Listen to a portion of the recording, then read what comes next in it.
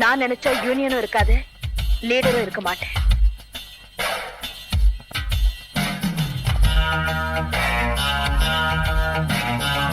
ஆம்பளைங்கன்னா சும்மா நெஞ்ச நிமித்திக்கிட்டு கையை ஆட்டிக்கிட்டு கம்பீரமா நடக்கணும். பொம்பளைங்கன்னா தலையை குனிஞ்சுக்கிட்டு அடக்கமா இருக்கணும்.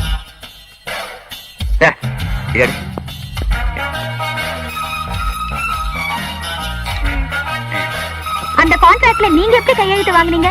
நான் பெண்ணை மதிப்பே கௌரவப்பே தலை வணங்குவேன். ஆனா உங்களை மாதிரி மத பிடிச்ச பெண்ணை பார்த்தா என்ன விட்டுடுங்க, என் தலை முடி கூட ஆடாது. நீங்க கிரேட் பா.